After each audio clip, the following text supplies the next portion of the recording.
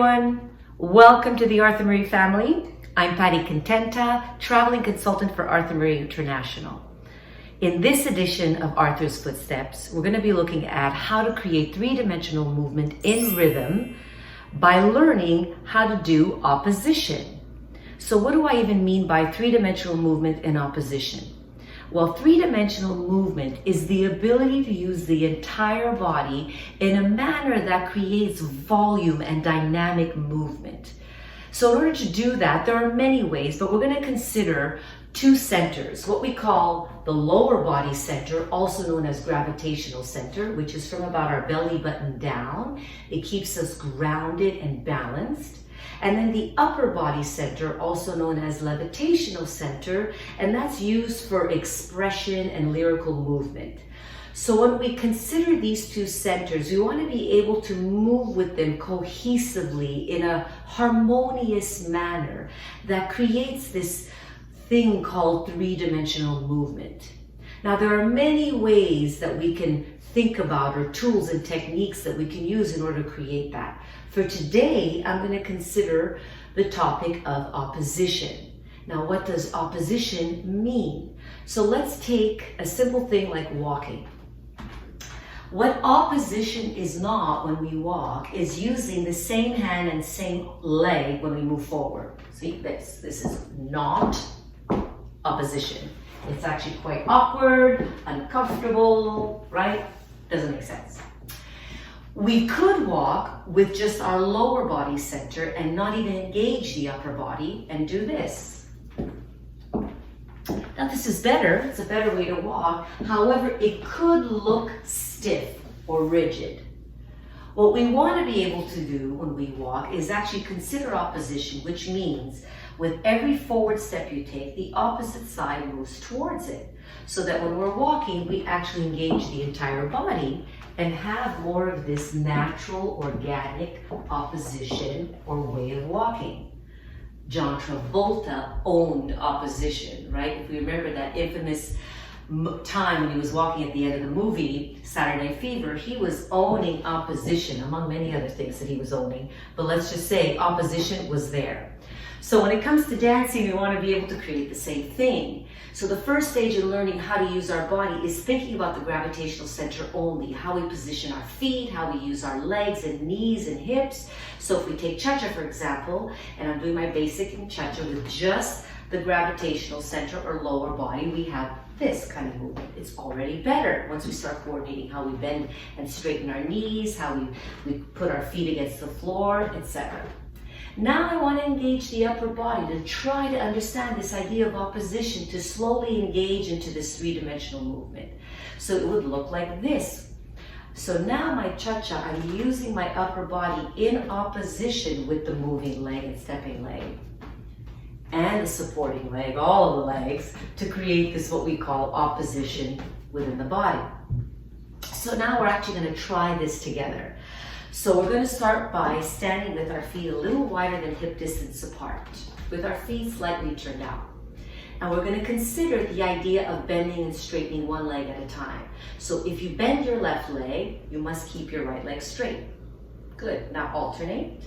Bend the right leg, keep the left leg straight. Now, you want to pay attention as you're doing that you're not lunging, because now we're not engaging the hips at all. We want to be able to keep our spine between the two legs and really just focus on which knee is bending and keeping the other knee straight. Good. Now, the next thing I want you to consider just with this alone is to say, okay, if I want to bend my left knee, what if I gently push my right hip back and make my left knee bend? That's going to feel differently in the body. Good. Now if I alternate and I straighten my left leg and push my left hip back, and now my right knee bends. So thinking about straightening and pushing the hip back in order to arrive on a bent leg. If we do that, already there's a little bit of a twisting action that's going to start happening in the hips, and you're going to feel this sense of just there a little bit of opposition, which means as this goes back, this is moving forward. Good? Now from here, we're going to engage our upper body. So what I want you to do is imagine that for every bent leg, that there's a drum attached to that. And with the opposite hand, I want you to hit that drum. So now we're engaging the upper body center. So we're gonna alternate. You're gonna bend your right knee and with your left hand, hit the drum.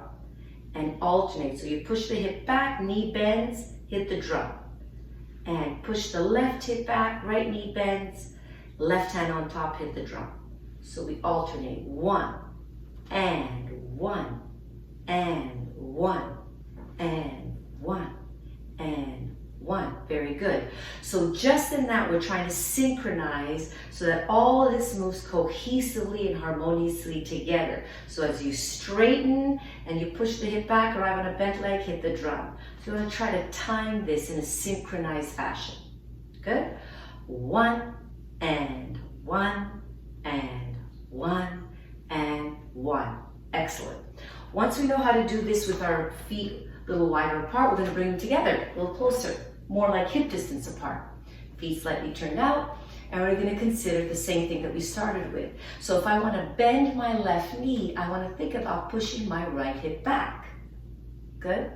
Now if I want to bend my right knee, I want to think about straightening and pushing my left hip back.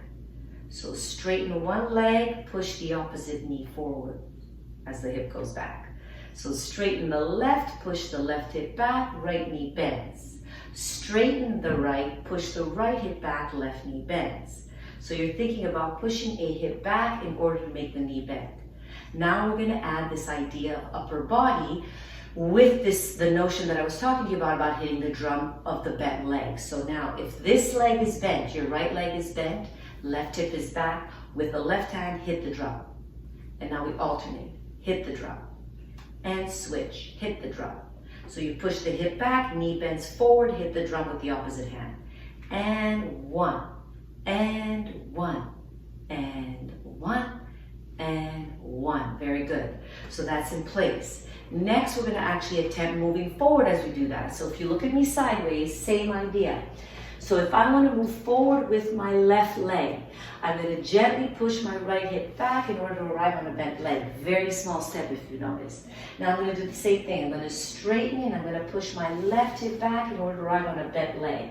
So I want you to think about straightening, push it back to arrive on a bent leg, straighten, push it back to arrive on a bent leg, so that we develop the idea of using our supporting leg to make this move instead of thinking of the front leg. Good? Now we're going to add our upper body and our arms. So what we're going to do again is, if I'm going to take a step forward with my left leg, I'm going to push gently my right hip back, and my right arm is going to hit the drum that's on top of that bent knee, the left. And then we alternate. Boom, you push the hip back, knee comes forward, opposite hand hits the drum. And 1, and 1.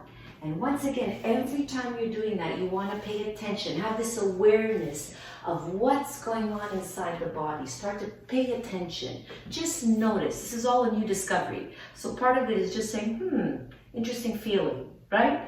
Good. So now let's move forward towards each other. We're going to start with our left leg. So in order to come forward with the left leg, you're going to gently push your right hip back and then hit the drum with your right hand on top of that left knee. Good. So you hit the drum. And you push back your left hip, hit the drum. Push back the right hip, arrive on a bent leg, hit the drum. Push back the left hip, push back the right hip, hit the drum. And 1, and 1, and 1, and 1. Bravo. So now what we're going to do is actually combine all the directions that we did. We did in place, we moved forward, and we're actually going to move sideways also. So what we're going to do before we do all three is consider the sideways. Forgive me. Here we go.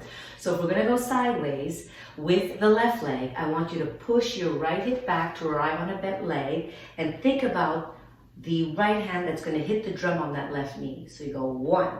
Now you push the left hip back, arrive on a bent right leg, hit the drum. And 1, and 1, and 1. And 1. Very good. Now we're going to go sideways in the other direction. So if I'm going to step on a right bent leg, I push my left hip back, and with my left hand hit the drum. So 1, and 1, and 1, and alternate. Very good. Excellent.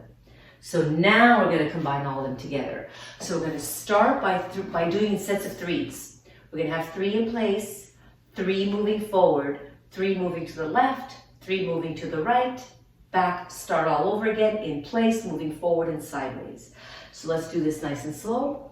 So ready? We're going to begin with our left leg in place. So in order to arrive on a bent left leg, we have to push gently the right hip back with the right hand hitting the top of the drum of that bent leg.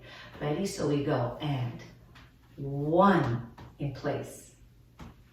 2 in place. 3. Now we're going to move forward. So as we take a small step forward with our right leg, you gently push the left hip back with the left hand hitting the drum of that right knee. 1 and 2 and 3. Now we're going to go sideways. So we take a side step with your left leg, which means you're going to straighten the right knee, push the right hip back, and hit the drum with that right hand. 1 and 2 and 3. Now we're going to go to the other side. So if I want to take a side step with my right leg, I straighten my left knee, push my left hip back, boom, hit the drum. 1 and 2 and 3. Now we start all over with in place. So I'm going to step on the left leg.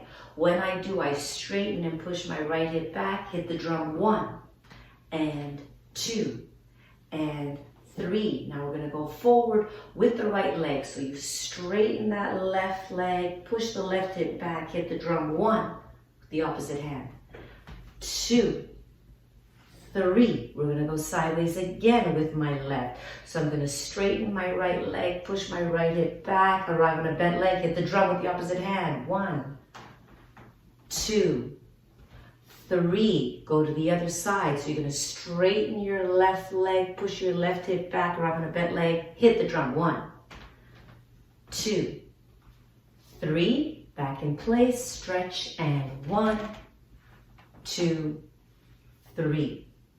So we're going to do this again without too much of me talking all the time, a little bit faster.